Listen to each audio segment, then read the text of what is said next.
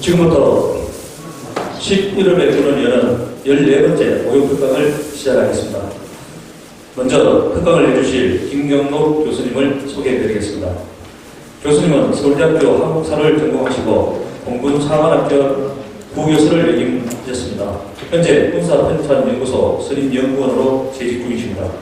한국사뿐만 아니라 정치, 외교사, 전쟁사 등 다양한 분야의 연구를 이어가시며 6.25 전쟁 이전의 공군 참군과 전력 등과 청일전쟁과 일제군사강전, 지도자의 자격과 품절, 품결 등의 80여 편의 논문과 17여 권의 저서를 하셨습니다.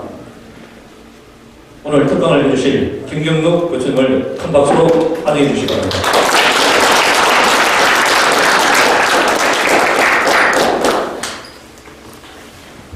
예, 방금 소개받은 김경록입니다. 감사합니다. 처음에 우리 총무과로부터 처음 전화를 받고 세상에 이런 강의구나라는 생각을 했고요. 열공하는 공무원의 참모습을 보여주는 것 같아서 대단히 좀 그거고요. 제가 보니까 여기 처음에 우리 총무과에서 이제 자율적인 모임이다라고 하시는데 들어오시면서 보니까 저도 공직생활 한 35년 정도 됐는데 역시나 체크는 중요한 것 같습니다. 오늘 제가 처음에 준비해왔던 것은 역사하고 그 다음에 여기 영천에 전쟁에 관련되는 이야기를 좀 준비해왔습니다. 그런데 어제 저녁에 우리 회장님하고 그 다음에 부시장님 잠시 뵙고 이제 커피 한잔 하면서 밤에 바로 내용을 바꿨습니다. 그래서 좀 더 필요하신 게 좀 인문학이 아닌가라는 생각을 합니다. 드리려고 하는 것은 인문학이라고 하는 것이 무엇인가라고 하는 것하고요. 그 다음에 또 하나 그 인문학의 핵심이 문사철입니다. 그래서 문사철이라고 하는 것이 우리 영천에 왜 필요한가라고 하는 것, 그 다음에 공간이라고 하는 개념으로 우리 영천을 한번 보면, 그리고 인간이라고 하는 것으로 보면 어떤가, 그리고 마지막으로 제가 진짜 하고 싶은 말, 영천과 박물관이라고 하는 이야기를 좀 드리고자 합니다. 하면 최근 한 15년 사이에 역사학을 전공하는 역사학자분들이 대부분 다 엄청나게 많은 화를 냅니다. 뭐냐면 특히 언론이나 방송에 보면 인문학자라고 해서 나와서 많이 강의를 하시는 분들을 보면 이분들이 학자라기보다는 어떻게 보면 역사학자가 논문이나 저서를 통해서 이제 하나의 논문을 찍으려고 하면 보통 한 1년 정도 시간이 소요됩니다. 그렇게 해서 각고의 노력으로 이제 결과물을 만들어 놓으면 그 결과물을 학원의 수강생들, 입시 수강생들에게 전달하는 학원 강사분들이 인문학자라고 해서 일반적으로 많이 나옵니다. 여러분들 대부분 이름 들어보면 아시는 설무시, 최무시 이렇게 아마 제가 알기로도 올해인가 작년인가 아마 우리 영천시청도 그 중에 한 분을 이제 모셔다가 영천의 역사 이렇게 해서 한번 강의를 했던 걸로 알고 있습니다. 제가 보기에는 마치 이렇습니다. 역사라고 하는 인문학이라고 하는 것을 생산해내는 분들이 있고요. 그것을 전달자, 트랜스퍼 해주는 사람들, 아나운스멘트를 해주는 사람들이 있는데 우리가 인문학자를 잘못 이해를 할 수가 있어요. 그래서 그분들의 강의를 들어보면 귀에 쏙쏙 들어오죠.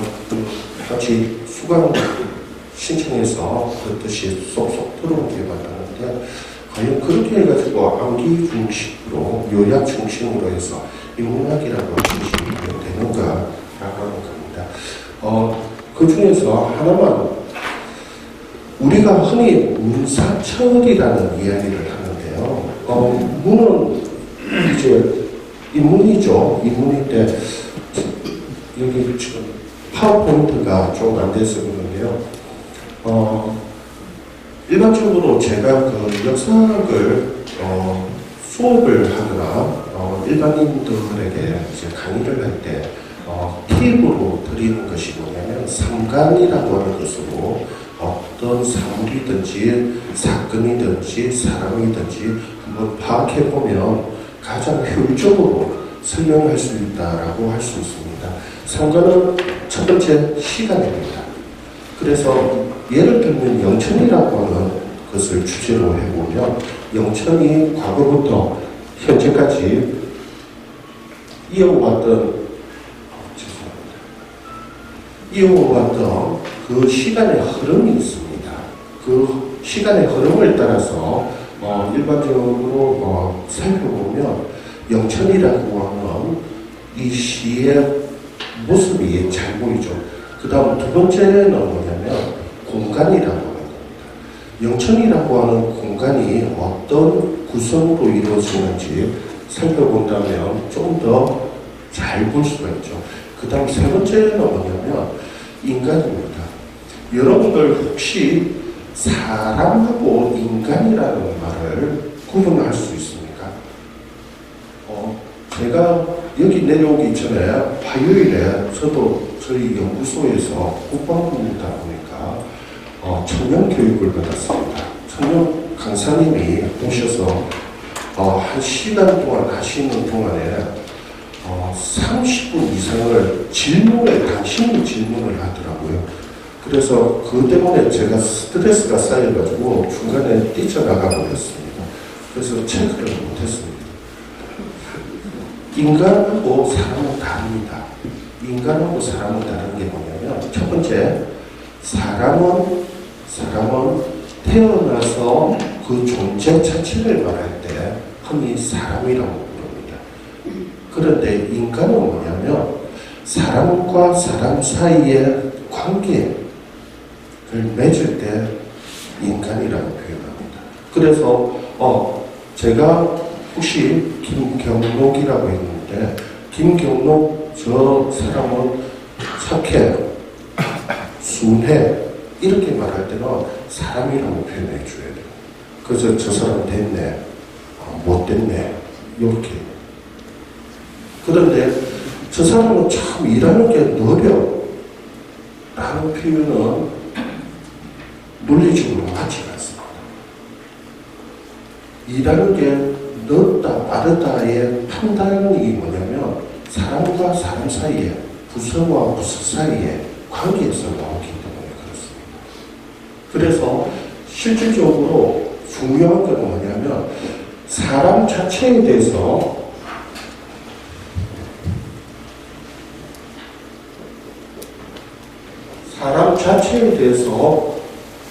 공부하는, 연구하는 학문이 뭐냐?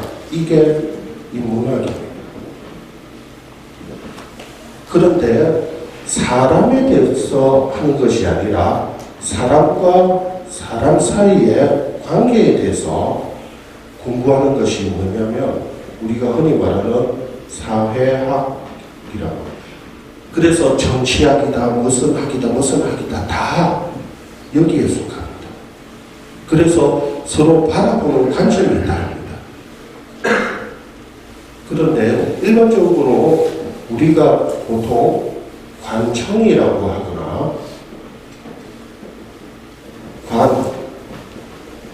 관이라고 하면 이거는 사람과 사람이 모인 조직입니다. 그러다 보니까 주로 관심사가 어디에 가 있냐면 여기에 가 있습니다. 인간에게 가 있습니다. 그래서 아마 우리 영천시청에서 뭔가 행정정책을 펴거나 뭘 한다라고 하면 사람의 관심을 잘 안 둡니다. 인간에게 관심을 두는 거죠. 그래서 제가 제안하는 거, 오늘 제안의 이야기의 끝, 사람에게 관심을 가지는 정책을 한번 해보는 것이 어떻겠느냐라는 말씀을 드리고자 합니다. 자, 그 다음, 그럼 사람에 대해서 알아보려고 하면 뭘로 알아보느냐? 대부분 이름을 가지고 확인을 해야 됩니다. 그래서 보통은 아니면 여기 있는 선생님들, 직원분들 다들 보면 자기 아이디를 내는 것이 있습니다. 그 아이디를 뭘로 낸다? 예, 이름입니다.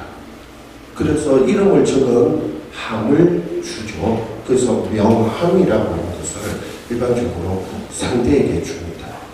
그런데 여기서 하나 중요한 사실 한번 해보죠. 사람은 기본적으로 보통 어떻게 하냐면 아라고 하는 것으로 구성이 되어 있습니다. 그래서 나죠, 나.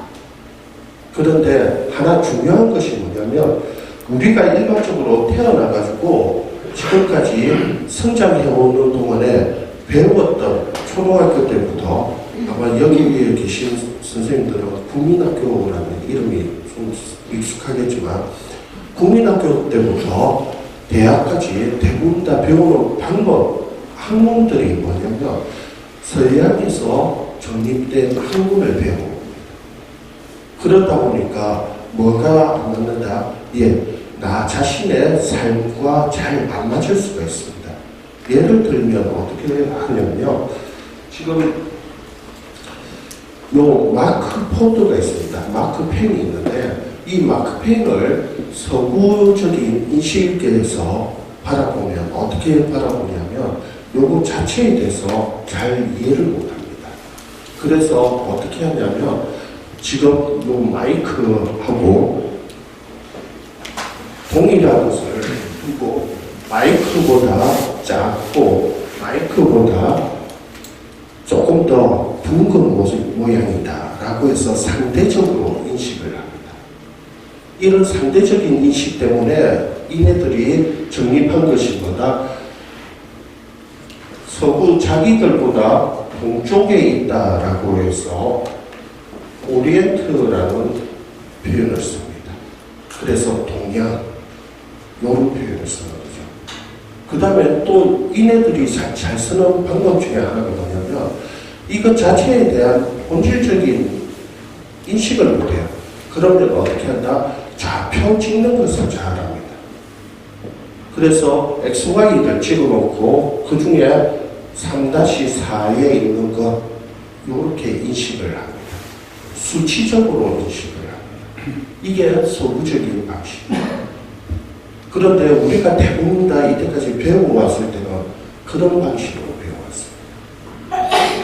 그러면 동양적인 원래 한국의 고유한 동양적인 인식은 어떻게 하냐면 마크보드가 하나 있다라고 하면 이 마크보드가 딱딱해 보이네. 일단 그 다음에 성질이 참 차가울 것 같네 라고 인식을 합니다. 그래서 그 자체에 성이라고 하는 것이 있다. 성질이 있다. 기본적인 성질이 있고 이 성질에 기운이 있다라고 생각을 합니다.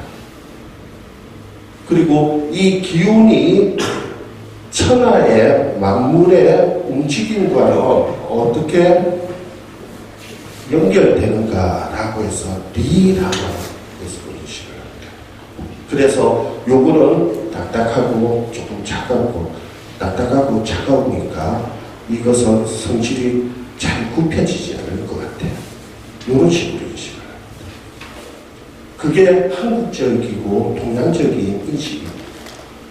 이렇게 수천 년 동안 살아오다가 1868년에 우리가 개항을 합니다. 그리고 난 뒤부터 뭐가 바뀌었다? 약 150년 사이에 인식을 완전히 바꿔야 됩니다. 그래서 인식이 확 바뀌었어요. 언제? 일제강점기 때 싹 바뀝니다. 그리고 해방 이후에 미국의 중심 교육을 받으면서 더 빨리 바뀝니다. 그런데 하나가 있어요. 뭐냐면 제가 뭘 하려고 해도 우리 엄마가 어떻게 할 건데, 우리 엄마가 나를 걱정할 건데 라고 하는 감정적인 것은 잘 바뀌지가 않습니다. 수천 년 동안 이어오다 보니까. 그래서 어떻게 된다? 머리는 차갑게 빨리 바뀌었는데 몸은 그거에 따라가지를 못합니다. 그것 때문에 우리 한국 사회에서 다양한 괴리들이 발생할 수도 있습니다. 이런 것 때문에 뭘 해야 되겠다? 사람에 대해서 조금 더 집중하는 생각들이 이루어졌으면 좋겠다라는 생각. 사학이라고 하는 인문학을 전공하고 공부하는 입장에서 저 개인적으로 향후에 우리 특히 시정을 잘 펼칠 수 있는 우리 영천시청에 계신 직원분들이 인문학에 대해서 조금 더 관심을 가져 주십사 라는 말씀을 드립니다. 먼저 그러면 이름에 관련해서 우리가 영천이라고 부릅니다. 원래 영천이라는 이름이 있었느냐? 사실은 영천이라고 안 부릅니다. 이전에는 영양이라고 부릅니다. 영양이라는 말은 이런 말이죠.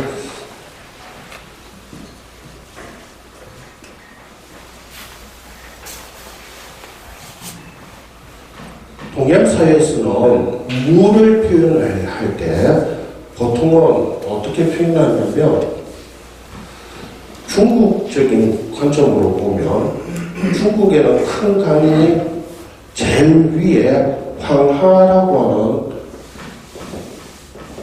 강이 있습니다. 그 다음에 중간쯤에 큰 강이 회수라고 하는 강이 있습니다.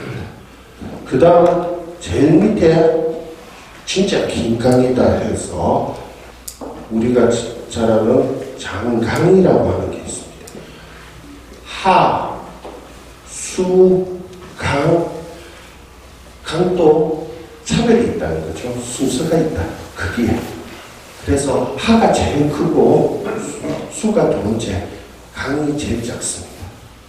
요것을 한반도에다가 살아온 사람들은 요 중에 하는 없는 것 같아. 우리는 나름대로 정직하지 않습니까? 하는 없는 것 같아. 그런데 뭐는 있다? 수는 있다라고 해서 수가 강보다 큰 개념입니다.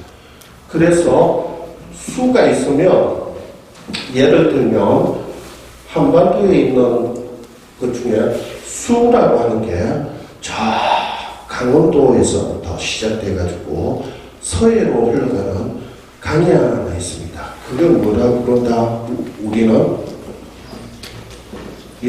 한수라고 부릅니다. 이 한수가 서울에 이게 서울이라고 하면 요렇게 흘러갑니다. 이 한수에 작은 강들이 있습니다.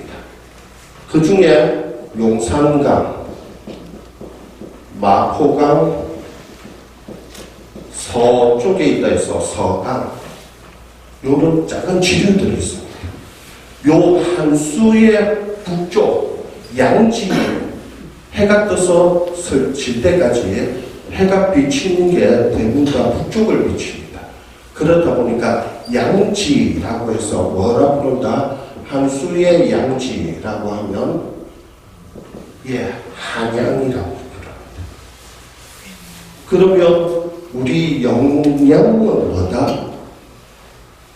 영수의 양지가 요런 뜻입니다. 그래서 요 앞에 우리 흐르는 요 강의 남쪽은 영천이 아닙니다. 요 북쪽만. 그래서 이전에 영천 업성이 어디에 있다? 요 북쪽에 요렇게 성내동하고 요렇게. 그런데 요것을 왜 천이라는 이름으로 바꿨을까? 이게 이유가 있습니다. 그냥 바꾸지 않습니다. 특히나 옛날에는 고을의 읍 또는 고을 군의 이름을 바꿀 때는 함부로 안 바꿉니다. 예를 들어서 돌을 바꿀 때도 있습니다. 원래는 충청도였다가 이게 문제가 있어. 충주 출신의 이인자라는 놈이 나와가지고 역적질을 했어. 그래서 충주 빼. 그리고 공주를 넣어. 그러면 뭐라 부른다? 공청도 이렇게. 여러분들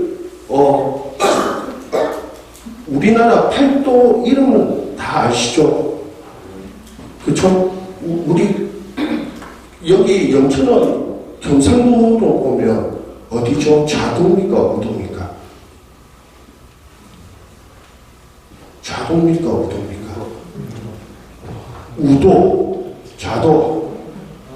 한 조선 팔도가 이렇게 있으면 중심은 어디다? 한양입니다. 임금님이 계시는.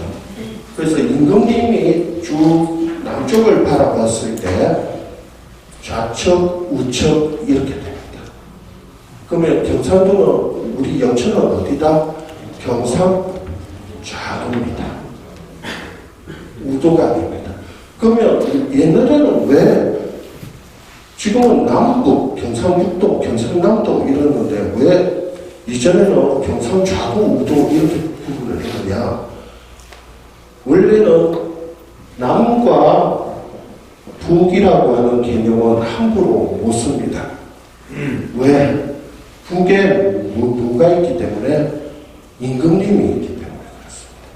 임금님이 있어가지고 남쪽을 쭉 바라봐야 됩니다. 이런 것을 개념상으로 남면한다라고 합니다. 그래서 북쪽에서 남쪽으로 쭉 바라볼 때 동쪽에 있는 신료들, 서쪽에 있는 신료들 이렇게 해서 동반, 서반 이렇게 부릅니다. 동반은 문관들, 서반은 무관들. 그러면 잡직들은 남쪽에 있습니다. 그래서 남반이라고 합니다. 이 잡직을 빼고 동반, 서반을 합쳐서 뭐라 부른다? 예, 양반이라고 합니다. 그래서 양반내가 되려고 하면 관원으로서 임금님의 동쪽에서든 서쪽에서든 설 수 있는 자격이 있어야 된다라고 하는 것이 양반이라고 하는 개념입니다. 뭔 이야기 하다가 여기까지 왔습니다. 그 다음에 제가 가끔씩 이렇게 좀 럭비공이 되니까 이해해 주세요. 그러면 여기서 퀴즈. 우리나라의 지명 이름을 보면 가장 많이 쓰이는 것들입니다.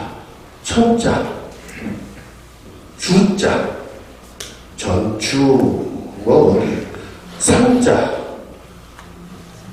제가 부산 출신인데 부산, 울산, 어쩌고저쩌고. 다음에 양자, 양양, 어쩌고저쩌고. 편자 또 많이 쓰입니다. 이거 외에 또 쓰이는 글자들이 여러 글자가 있습니다. 이거는 뭐다? 그 지역에 수천 년 동안 그 지역이 갖고 있는 가장 엑기스만 모아서 이거다 라고 자기들이 강조를 하는 겁니다. 누가 강조해왔다?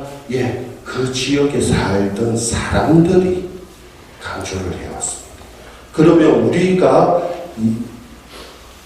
영양이라고 부르다가 왜 영천으로 바뀌었느냐? 예, 보통은 이름을 지을 때 크게 세 가지를 가지고 짓습니다. 첫째는 그 모양이 그러하기 때문에 그렇습니다. 그래서 지금 현재 부산에서 서울로 쭉 가다 보면 가장 중간쯤에 널따란 대지가 있습니다. 여기가 한밭입니다. 이 한밭이라고 하는 것을 한자로 표현하니까 뭐가 된다? 대전이 돼요. 그래서 원래 넓구나 라고 했기 때문에 대전입니다. 그러면 대전은 대전에 맞도록 키워나가야 됩니다. 넓은 평지를 강조하는 발전 방향으로 갑니다. 그래서 그 옆에다가 뭐를 만든다? 신납니다. 그 다음에 그래서 대전 같은 경우에는 정부 제2청사를 일찌감치 유치를 합니다. 그래서 서울 못지않는 큰 곳이다 라고 하는 것을 강조를 하죠. 그런데 하나 좀 이상한 게 있습니다. 우리나라 한 무도시를 치면 보통 부산, 인천 이렇게 합니다. 그런데 하나는 산이라고 부르고 하나는 천이라고 부릅니다. 왜 그럴까요? 제가 이렇게 질문을 하면 보통 이런 말들을 합니다. 한강이 이렇게 가니까 끝부분에 있으니까 내 천자를 썼다. 인천이다. 라고 합니다. 부산은 한강보다 더 긴 낙동강이 지나갑니다.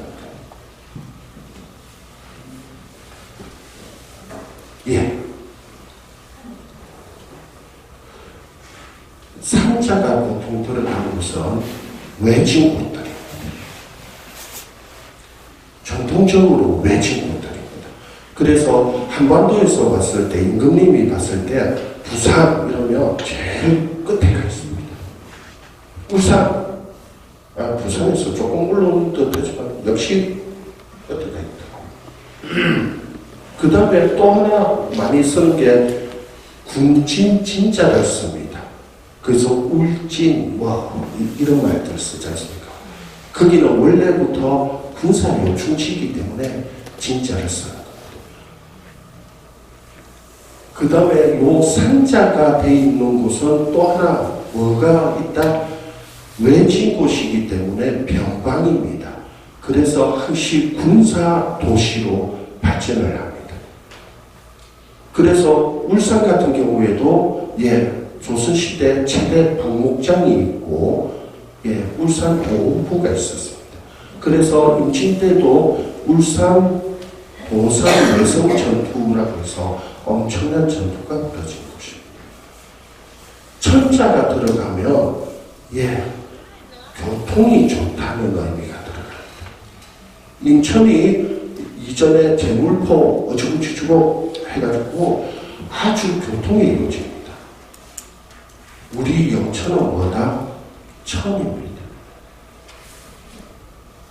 천이라는 말은 이곳이 이전 사람들이 봤을 때 교통의 요지구나. 어떤 교통의 요지다? 경상도라는 말 자체가 도라는 말이 무슨 말이냐면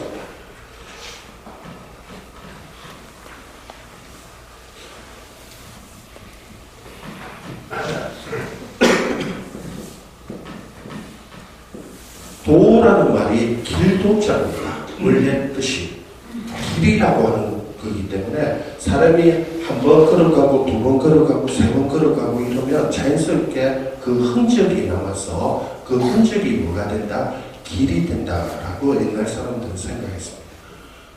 그래서 경주에서 상주까지 걸어가는 길에 있는 주변의 지역이다 해서 경상도입니다. 그 경상도에 걸어가는 길에 요지 중에 하나가 뭐다? 경주 옆에서 사통팔달로 신령으로 가든 경산으로 가든 밑으로 하양으로 가든 뭘 하든 교통의 요지다 해서 천자로 바꾼 겁니다. 그러면 대부분의 도시들이 교통의 요지인 도시들이 잘 발전하고 우리 영천도 마찬가지입니다.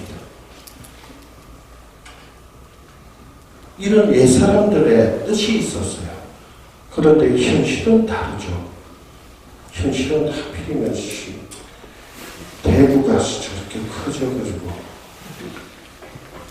그 대구 옆에서 조금이라도 커볼랬더니 경산이라는 놈이 있어가지고 어씨. 그래서 우리나라에서는 초중 고등학교뿐만 아니라 대학도 원래 이런 값을 못하는 학교들이 많이 있습니다. 무슨 말이냐면 영등포 고등학교라고 하는 고등학교가 있습니다.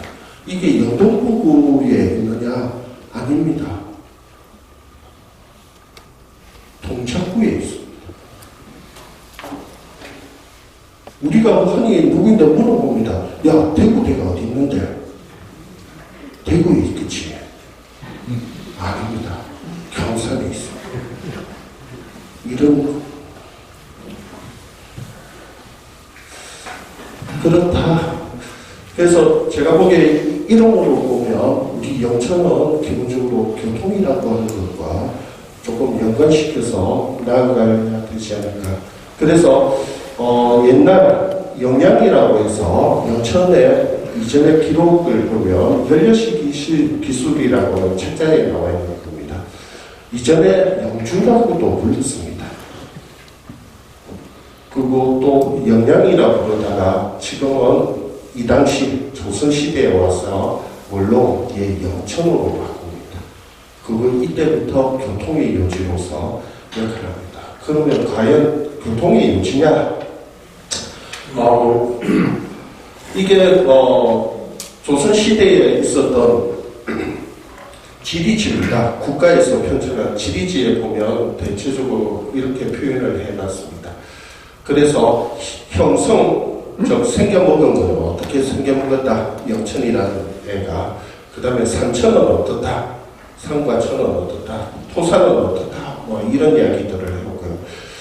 그리고 언제 처음 설치돼가지고 어떻게 됐다라는 이야기가 있고, 이 영천의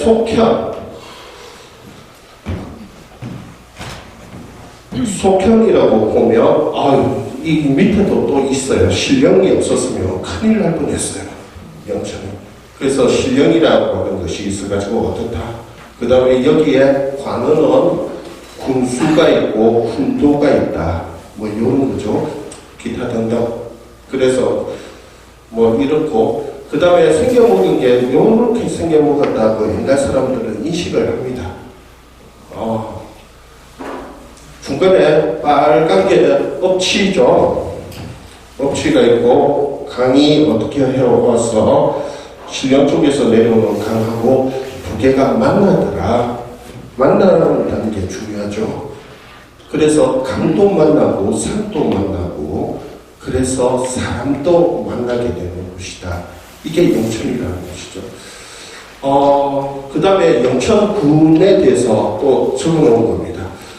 자세하게 집도 그려놓고 각 지역의 인구가 몇 명이다 라는 이야기를 해봤어요.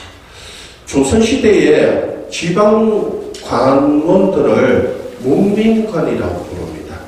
이 문민관들은 기본적으로 수령칠사라고 해서 7가지 일을 반드시 해야 됩니다. 그 중에 조선에서 제일로 쳤던 게 뭐다? 수령칠사 중에 첫 번째 항목 정인구입니다. 사람을 늘려야 된다. 사람을 늘리려고 하면 사람을 복되게 해서 잘 부양을 해야 늘려지죠. 제가 보기에는 아마 우리 영천시도 지금 이제 인구 증가에 목숨을 걸고 있는 것으로 알고 있습니다. 예나 지금이나 똑같다. 그런 거죠. 뭐 동일한 거고요. 그 다음에 그 영천 옆에 있는 신령에 대해서도 이렇게 해놨습니다. 장난친 것 같죠? 그림이. 그런데 이게 국가에서 보관했던 지도입니다. 그 다음에 뭐 기타 등등 또 여러 가지 그림들이 있습니다. 그런데 가장 예쁘장하게 그린 거, 자세하게 그린 거는 요 그림이죠. 1862년에 그랬던 전국 지도라고 하는 지도입니다. 여기에 보면 영천의 모습이 대략적으로 나와 있습니다. 그래서 강의 북쪽에 읍치가 있고 읍성이 있고 강의 남쪽에 넓은 덜이 있습니다. 거기에 풍부한 수자원으로 강이 있고 그리고 이 강을 통해서 교역과 교통이 이루어졌구나라고 하는 것을 알 수 있어요. 여러분들 잘 아는 대동여지도의 영천 부분입니다. 그래서 영천이라고 하는 것이 있으면 실질적으로 저기 선들은 실질적인 거리를 표시하기 위해서 그어놓은 것들입니다. 그 뒤에 그거고요. 자, 이제 영천의 공간을 조금 벗어나서 이런 이야기를 하나 해볼까 합니다.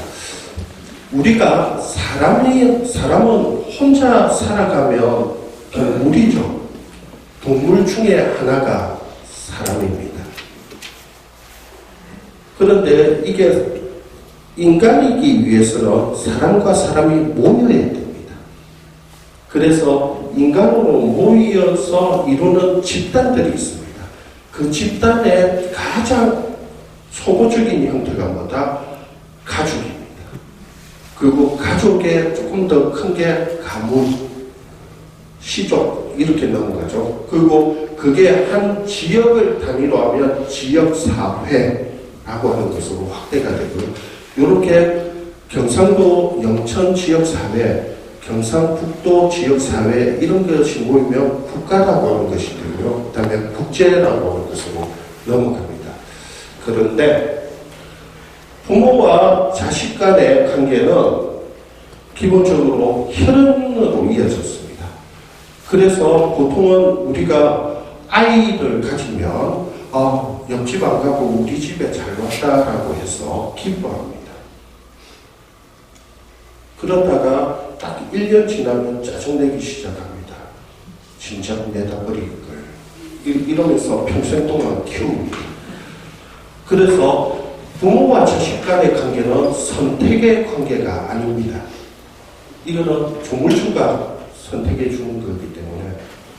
그런데 요 가족을 형성할 때 유일하게 선택을 하는 게 있습니다. 그는 뭐다? 혼인이라고 하는 것을 통해서 합니다. 그래서 혼인은 나와 배우자의 관계이기도 하지만 또 한편으로 뭐다? 나의 집안과 배우자의 집안이 결합되는 겁니다. 그래서 옛날 어른들은 뭐라고 했다? 혼인을 할 때는 너의 의견도 중요하지만 가문의 의견이 더 중요하다고 하죠. 그래서 혼인은 나와 타자. 그래서 타자인데 타자라는 의미로 우리가 뭐라고 그러죠? 저놈은 편을 들어도 꼭 남의 편을 든다 해서 남편, 내 편이 아니다 라고 하죠. 그래서 남편 이렇게 부릅니다. 이렇게 모였을 때 잘 모여야 됩니다. 이게 잘 안 모이면 평생 동안 저 왼수 이러면서 살아갑니다. 그런데 요 관계는 인문학에서 엄청나게 중요합니다. 요 관계가 잘 맺어질 수 있도록 개인도 노력해야 되지만 그 집단도 그 사회도 노력해야 됩니다. 이런 노력을 국가도 해야 됩니다. 국가가 이것을 방기를 하면 지금처럼 출산율 극단적인 형태로 갑니다. 그래서 제가 두 번째 여러분들 영천시청에 계시는 여러 선생님들에게 두 번째 제안하고 싶은 거 인구 증가를 위해서는 인구가 많아야 어떤 집단이든지 인구가 많아야 산업도 따라오고 문화도 따라오고 뭐든지 따라옵니다. 그렇게 하기 위해서는 혼인이라고 하는 거에 아주 주목을 해주셔야 된다. 이 혼인이 자칫 잘못 국가 차원에서 잘못될 수도 있습니다. 예를 들어서 조선시대에 국왕은 절대군주입니다. 이 절대군주 국왕이 혼인을 합니다. 혼인은 하는데 후궁도 두죠. 여러 명을 둘 수 있습니다.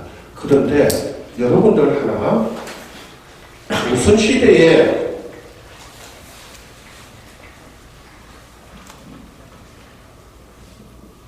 왕은 왕비가 있습니다. 왕과 왕비는 동등한 개념입니다. 그래서 천자가 왕을 책봉을 해줍니다. 이것을 고명을 준다라고 하는데요. 이 고명을 줄 때 너를 조선 국왕으로 임명하노라라고 하면서 또 동일하게 누구에게도 임명장을 준다? 왕비에게도 줍니다. 그래서 왕과 왕비는 각각의 신하들을 둡니다. 왕은 무무백관을 둡니다. 왕비는 내명부와 외명부의 신하들을 둡니다. 내명부는 뭐다? 무수리부터 상궁까지 국내에 있는 궁인들을 말합니다. 외명부는 누구냐?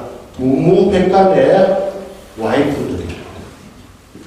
그래서 조선시대에 사극을 보실 때 조선시대에 영의정이 왕비에게 불려가서 혼난다. 가능합니다. 이렇게 되면 왕과 왕비 사이에 부부싸움이 밤에 벌어집니다. 왜? 내 신하를 너가 왜? 이렇게 싸우는 거예요. 그래서 마치 우리도 영천시청도 마찬가지가 아닙니까? 어떤 과의 과장님이 탁과 과장님이 우리 부서를 불러서 혼내준다. 신경질나죠. 마찬가지다. 요목같겠다. 그런데 조선시대에 혼인을 좀 잘못하면 어떻게 나라가 뒤집어지는가라고 하는 사건이 있습니다. 숙종이라는 임금님이 그것을 몸소 실천해 보여주었습니다. 숙종이라는 임금님은 왕세자일 때 왕세자비로 김씨라고 하는 분을 처음에 세자비로 맞이합니다. 그리고 이분하고 왕이 됩니다. 그리고 책봉을 중국으로부터 받습니다. 그런데 이분이 약 저기하고 5, 6년 사이에 갑자기 절명을 하십니다. 그래서 두 번째 왕후를 또 드립니다. 그게 우리가 잘 아는 인현왕후 민씨라고 합니다. 요 인현왕후 민씨를 들었는데 이분이 하나 치명적인 게 있습니다. 몸이 약하십니다. 그리고 특히나 몸이 약하시고 그 다음에 구사를 못 보셨어요. 그래서 그 사이에 빈장씨라고 하는 우리 흔히 잘 아는 장희빈이라고 하는 후궁이 들어옵니다. 그리고 이 장희빈이 아들을 놓죠. 그게 우리가 잘 아는 경종이라고 하는 임금님이. 그리고 약간의 궁중 내사가 벌어지면서 인현왕후 민씨가 폐위가 됩니다. 희빈 장씨가 왕후가 됩니다. 그리고 난 뒤에 희빈 장씨의 전행이 다시 드러나가지고 폐위됐던 왕후가 다시 복위가 됩니다. 그래서 인현왕후가 다시 복위가 됐는데 이분이 또 얼마 안 가서 사망을 하십니다. 그러니까 인원 왕후 김씨가 다시 들어옵니다. 이거는 뭐냐? 우리는 사극에서 장희빈 이렇게 하면 인현왕후 이래서 드라마에서 보면 왕후가 바뀌었다라고 해서 왕이 마음대로 쑥쑥쑥쑥 바꾼 것처럼 생각을 합니다. 한 번 바꿀 때마다 뭘 해야 된다? 중국의 청나라에 가가지고 이런 사유로 왕후가 사망하셨습니다. 새로운 왕후를 착공해 주세요라고 해야 돼요. 이것을 한번 폐위시켰다가 후궁을 다시 들였다가 그 후궁을 또 폐위시키고 폐위시킨 왕후를 다시 들이고 그 왕후가 또 죽었다고. 그래서 한 왕대에 왕후 책궁에 관련해서 외교적으로 가장 큰 사단이 벌어졌던 게 이 숙종대입니다. 이게 혼인을 잘못하면 국가 차원에서도 개인 차원도 마찬가지입니다. 조선시대에 개인 차원의 혼인 중에서 가장 신경 썼던 게 뭔지 아십니까? 집안이 좋다? 아닙니다. 조선시대에 가장 신경 썼던 것은 경제적인 목적입니다. 그래서 여러분들 잘 아시는 것처럼 대부분의 지금은 우리가 이제 처가는 멀리 있고 친가, 본가가 가까이 있죠. 대부분 다 그러는데 조선시대는 그렇지 않습니다. 대부분 다 처가살이를 합니다. 여러분들 잘 아는 우리 집회에 있는 태계 유황 선생 같은 경우는 평생을 처가살이 했습니다. 그리고 떵떵거리고 잘 삽니다. 하여튼 그렇다. 그 다음에 오늘 이제 진짜 좀 드리고 싶었던 이야기가 요겁니다.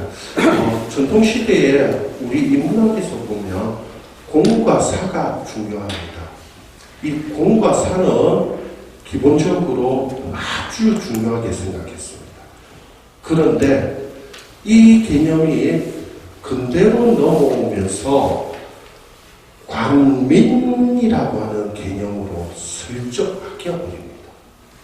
그리고 원래 전통적인 사고에서는 관민이라고 쓰는데 이게 민주주의 국가가 되다 보니까 어떻게 우리는 지금 이제 표현한다? 민관 이렇게 합니다. 그래서 뭔가 협의체를 구성해도 민관 협의체 이런 이야기를 쓰죠. 그나마 국방은 좀 중요하다고 해서 군관민 이렇게 쓰기도 합니다. 하여튼 그렇다. 제가 하나만 오늘 조금 싫은 소리를 한마디만 좀 하고 갈게요. 제가 그 지방정부에 관련해서 여러 곳에 가서 강의를 하는데 그 할 때마다 늘 그 지역에서 약간 전략적으로 조금 오류를 가지는 경우가 있습니다. 그 중에 하나가 제가 보기에는 호응인 것 같습니다. 우리는 호응 정몽주를 강조를 하면 영천이라는 것이 전국적으로 조금 더 알려질 거라고 생각합니다. 호응 정몽주는 분명히 국민적인 관심사입니다. 그런데 중요한 것은 뭐다? 호응에 대해서 하면 할수록 어디가 주목받는다? 중앙이 주목받습니다. 옛날 개성이 어땠다? 이러죠. 그런데 정작 영천의 호응이 원래 거기가 본거지야 라고 이야기는 아무도 안 합니다. 그래서 분명히 임고서원을 중심으로 우리가 호응 정몽주라고 하는 역사적인 인물을 자산으로 갖고 있습니다. 이것은 자산으로 잘 하되 정몽주를 아주 집중적으로 강조를 한다라고 해서 이게 영천으로 이어져야 되는 거죠. 그 연결고리를 좀 더 만들어내야 됩니다. 그런데 이런 연결고리는 절대 우리 시청에 계시는 공무원분들이 업무에 바쁘신 공무원들이 만들어낼 수 없습니다. 그러면 어떻게 해야 된다? 제가 이제 마지막 세 번째로 강조드리는 거, 영천 인문학이든 영천학이든 영천에 대한 학술적인 연구를 조금 더 부흥시켜야 되겠다라고 하는 겁니다. 그래서 왜 호응정몽주의 서원을 왜 하필이면 임구어라고 해서 우리 영천에다가 두었을까 이것을 논리적으로, 역사적으로 설명을 해야 돼요. 그리고 그런 논리와 설명을 가지고 우리 시청에서는 그것을 정책으로, 홍보로 이루어졌으면 하는 생각이 듭니다. 자, 조금 더 넘어가도록 하겠습니다.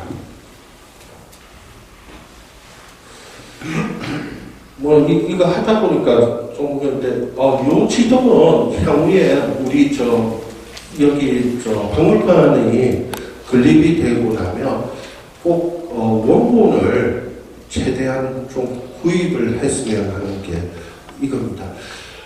일제는 대단히 영악하죠. 그래서 일제는 청일 전쟁 이전에 1890년 이전에 1884년부터 한반도에다가 자기들의 군인들을 보냅니다. 그래서 뭘 한다? 지도를 그리도록 합니다. 그래서 한반도의 세세한 지역까지 다 그려갑니다. 그리고 그것을 좀 더 정치하게 해거든. 이게 나중에 가서 뭐가 된다? 일제의 식민 통치를 위한 자산이 됩니다. 그래서 지금 여기에 보이는 것은 뭐냐? 1936년에 일본이 작성한 일제화 한반도 지도라고 합니다. 그 중에서 영천 파트가 있습니다. 그래서 여기에 보면 성내동 이래가지고 이렇게 지형이 이렇게 돼 있다. 요 지도를 가지고 실질적으로 요 옆에 표시되어 있는 업성이 이렇게 표시가 되어 있습니다. 충분히 업성에 대해서 관련해서 일정하게 그 규모를 다시 한번 좀 더 정확하게 볼 수 있는 게 이런 지도입니다. 그래서 이런 자료들은 조금 더 박물관에서 마련해 두셨으면 하는 생각이 듭니다. 전쟁 이야기는 좀 건너가도록 할게요. 그 다음 두 번째, 우리 영천에서 향후에 서울대 규정각하고 적극적으로 협조하셔가지고 이관을 좀 받았으면 하는 게 영양산안 창의록이라고 하는 책자입니다. 이거는 뭐냐면 이때 영양은 앞에서 말씀드린 것처럼 영천입니다. 영천에서 의병을 일으켰던 4개의 난이 있습니다. 그 난에 관련되는 기록들을 철종 때 적은 책자입니다. 그래서 영천의 어떤 역사성을 가장 잘 보여줄 수 있는 책자 중에 하나가 아닌가라는 생각을 합니다. 대체적으로 내용은 저기 보면 오락 나라에 큰 난이 있어서 매번 내가 머리를 이제 들고 창의를 하니 어쩌고저쩌고 이렇게 쭉 내용이 가고 있습니다. 이런 자료들을 좀 더 광범위하게 모아야 되고, 이 모은 자료를 가지고 영천의 역사와 문화를 기록을 해야 됩니다. 그리고 그게 정리가 된 상태에서 문화라는 말이 나오는데 좀 시간이 그러는데 혹시 바쁘신 선생님은 업무가 바쁘신 선생님은 먼저 나가셔도 됩니다. 저보고 55분까지 끝내라고 했는데 5분 정도 남은 것 같습니다. 문화라는 말이 있습니다. 문화라는 것은 뭐냐? 사람이 살아가면서 자기가 경험하고 느낀 바, 그리고 문경, 듣고 본 바를 뭘로? 글로 정리하거나 말로 정리하면 이게 문화입니다. 그러면 글로 말로 정리했다라고 하면 우리가 일반적으로 그러면 문화는 기록에 남아있는 것만 문화냐? 아닙니다. 세습을 할 수도 있습니다.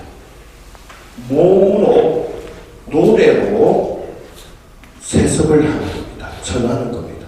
이게 문화입니다. 문화를 이야기할 때 반드시 고려돼야 되는 게 뭐다? 사람입니다.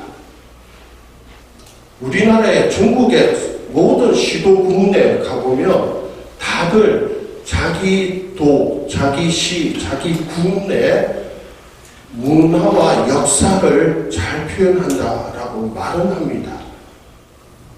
그러면 그 문화는 뭔데? 라고 물어보면 그것까지 물어보면 안 되지. 뭐 이런 발언들이에요.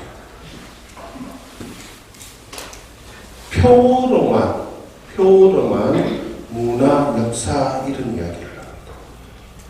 그 다음에 또 하나 반드시 개념을 잡으셔야 되는 것 중에 하나가 뭐냐면 우리가 전통 문화라고 하면 왠지 근본이 없는 것 같아서 또 많이 붙이는 것보다 전통이라는 말을 씁니다. 전통이라는 말은요, 전에서 계통을 밟아서 이어가면 전통입니다. 전통은 오래됐다고 전통이 아니고, 사람들이 전해주면 되는 겁니다. 전해주되 가치가 있는 것을 전해줄 때 전통이라는 말을 씁니다. 우리는 만약에 영천 같은 경우는 전통을 따졌을 때 전통 오래된 예꽃자로 오래된 걸로만 따지면 이집트가 최고입니다. 중국이 최고고요. 인도가 최고입니다. 그런데 이집트보다 우리가 지금 현재 더 관심을 가지고 있는 것은 뭐다? 미국이라는 곳입니다. 국가입니다. 수천 년의 역사를 가지고 있는 이집트의 문화보다 지금 현재 미국에서 있는 문화가 우리 살아가는데 더 관심이 있는 거죠. 전통 문화는 새롭게 만들어갈 수 있다. 문화를 만들어갈 수 있다. 그런데 중요한 건 누가 만드느냐. 여기서 오늘 제가 절대 관이 주도하면 안 됩니다. 관이 주도하면 매번 뭐 한다?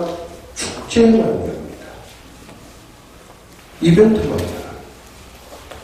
그래서 우리나라에 보면 각 시도군에 보면 각종 축제는 다 있습니다.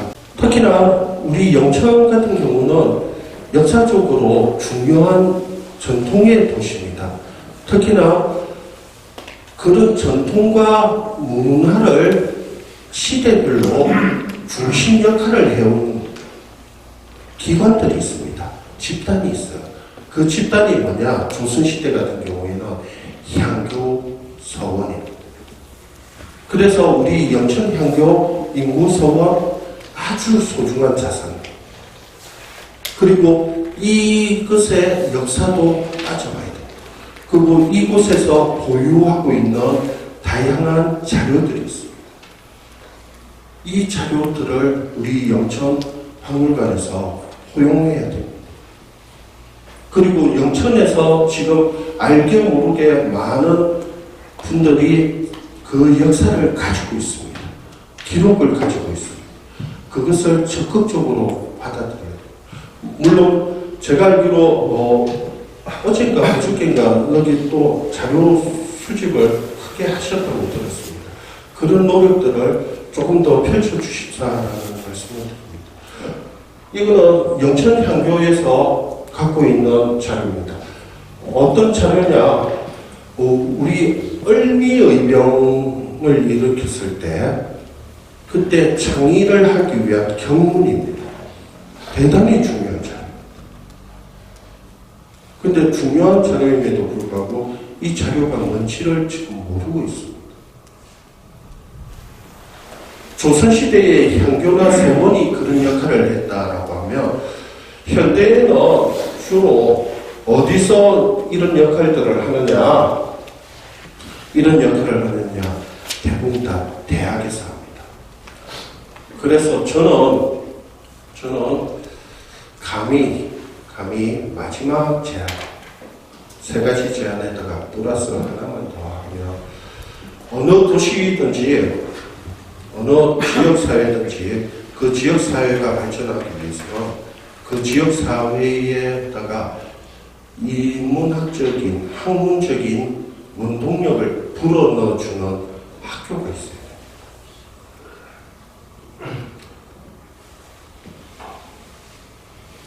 전국에서 만든 지자체의 박물관 중에서 가장 늦게 인허가가 나고 시작한 곳이 예천박물관입니다. 그런데 지금 현재 평가를 받아보면 전국 시도군 박물관 중에서 최강이 예천박물관. 그 예천박물관이 그렇게 될 수 있었던 것은 예천군에서 전적으로 지원을 해준 것도 있고요. 그 다음에 더 중요한 게 있습니다. 똑똑한 그리고 스마트한 학예사가 전문 연구자가 필요합니다. 물론 소속은 군 소속이고 우리 시 소속이지만 학자가 들어가야 됩니다. 그 학자가 박물관에 관련해서 발전 계획을 세우고 시와 군에 어떻게 기여할 건가를 만들어내야 되죠. 그런 겁니다. 이거는 저 시장님께서 서울에 올라오셨을 때 이야기하다 보니까 제가 한마디 이제 가장 지금 시정에서 가장 역점으로 두고 계신 게 이제 군부대 이전이라고 하시길래 영천 같은 경우에는 임진, 그다음에 독립, 의병 이거는 둘째 치고라도 하다못해 6.25 때 보면 영천 전투가 있습니다. 영천 전투는 간단합니다. 뭐냐면 북한군이 낙동강 전선이 고착됐을 때 북한군이 8월 공세, 9월 공세라고 해서 엄청난 공세를 벌립니다. 그때 핵심이 뭐냐면 딱 두 가지입니다. 하나는 대구를 때리는 거고요. 또 하나는 대구와 경주 사이에 있는 영천을 때려가지고 경주 울산을 먹고 부산으로 내려간다. 이게 전략입니다. 전력을 다해서 거기에 집중을 합니다. 그래서 신령으로 들어오고 공연산 쪽으로 들어옵니다. 이거에 대해서 원래 유엔군이 미군이 인천 상륙작전을 계획했다가 취소를 합니다. 취소 명령까지 내려갑니다. 뭐 때문에 요 영천 전투에서 분명히 패할 거다라고 했습니다. 그런데 여기를 방어했습니다. 그래서 바로 인천 상륙작전을 다시 재개를 합니다. 쉽게 말하면 6.25 전쟁의 전황을 확 바꾼 전투를 하나만 딱 꼽아라라고 하면 뭐다? 영천 전투.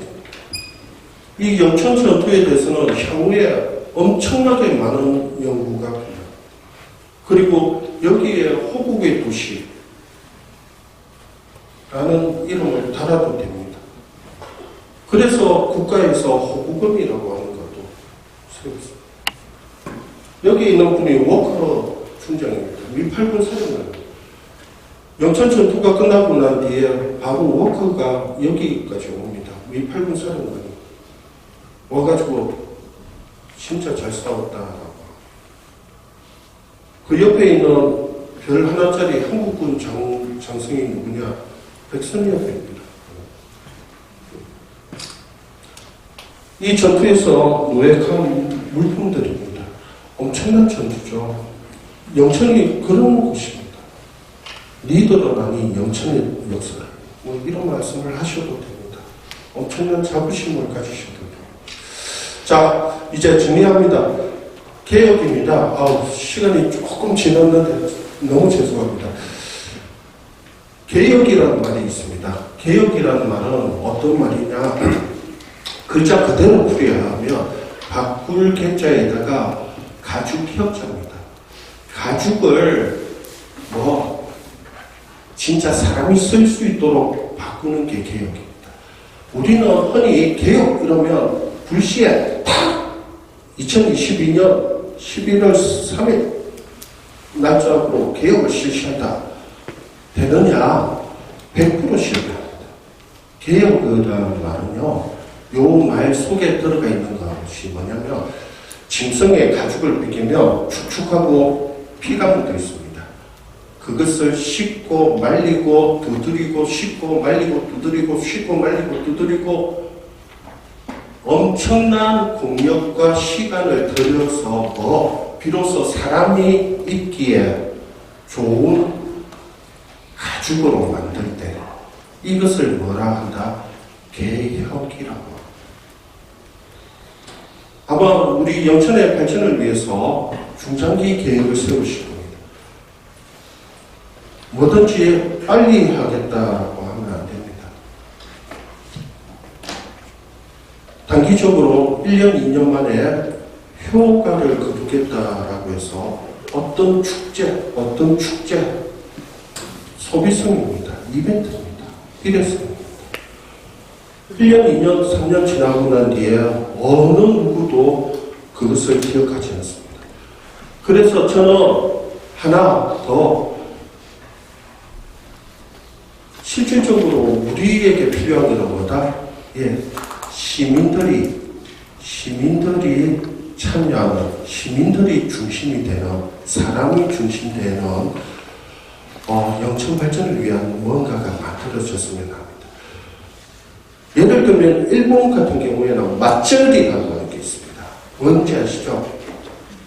축제입니다. 그런데 이 축제에 국가에서, 관에서 지원을 해주느냐? 안 해줍니다. 안 해주는데 그 동네 사람들이 내가 좋았어 하는 겁니다.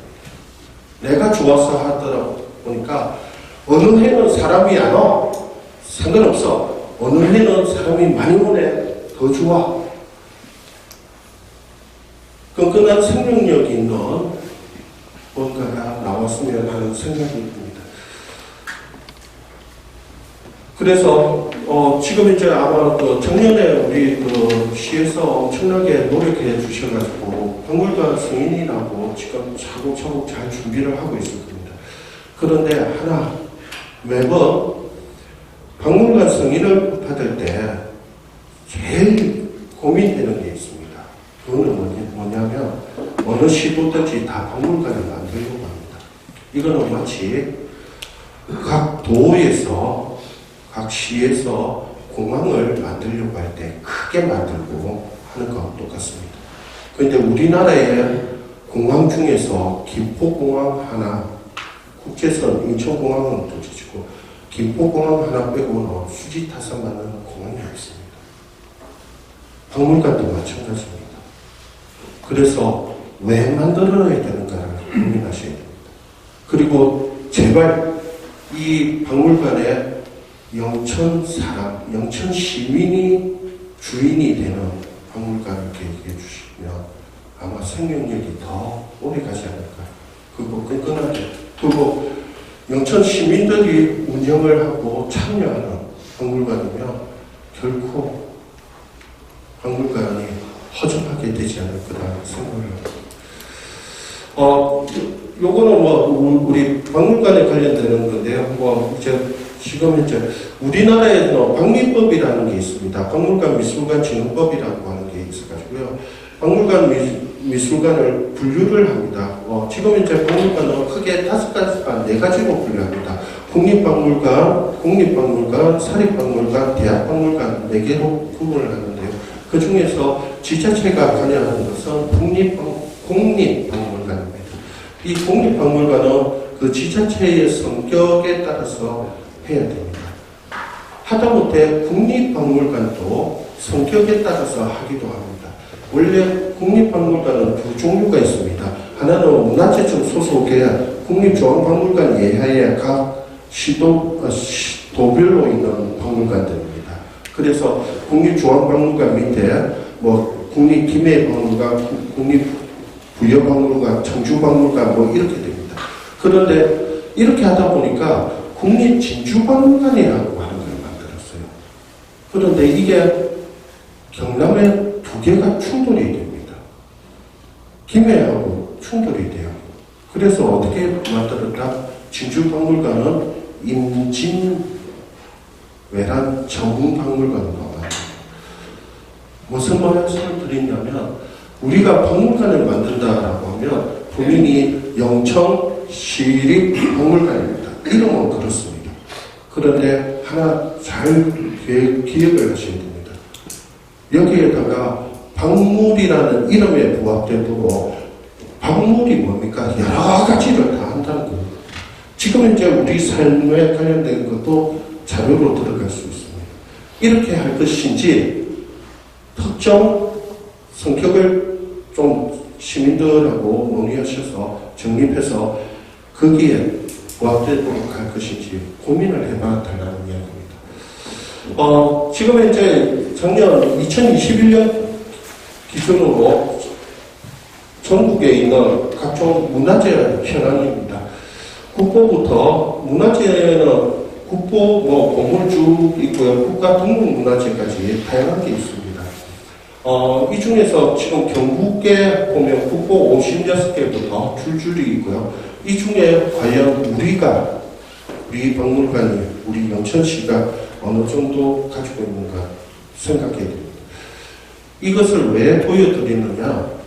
분명히 박물관에 소장되어 있거나 기념관에 소장되어 있는 이 문화재는 향후에 계속 늘어납니다. 줄지는 않습니다.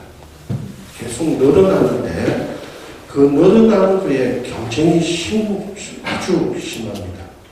우리가 갖고 있는 것을 국보로, 우리가 갖고 있는 것을 보물로 이렇게 하려고 하는 노력들이 있습니다. 그래서 다양한 자료들을 모으셔서 그것을 문화재로 등록을 하려고 하는 노력들을 하셔야 됩니다. 그런데 그 문화재로 등록을 하려고 하면 그 노력은 시에서 할 수 있는 게 아닙니다. 그거는 뭐다? 학자들이야. 그러면 우리는 대학도 없는데 하다못해 예천 같은 경우는 도립예천대학이라고 있습니다. 도립대학이라고 있습니다. 국내도 대학이 있는데 우리는 물론 노력하셨죠. 폴리테크닉이 하나 분교가 뛰고 왔죠. 그런데 하나 아까 제가 처음 말했던 문화를 할 수 있는, 인문을 할 수 있는 대학이 있어야 돼요. 그러면 없는 곳도 있어요. 없는 곳들도 잘 나가는 곳이 있습니다. 그러면 그거는 어떻게 하는 거냐? 관련 전문 학자들을 우리 박물관에 자문단으로, 연구단으로 위촉만 하면 돼요. 돈도 안 들어요. 1년에 학술회의 한 번 정도 할 때 그분들이 참여를 하고 그분들이 연구를 해달라고 위촉만 하는 거예요. 그래서 그런 인적 인프라를 조금 더 마련해 주시면 좋지 않을까 하는 생각이 들어요.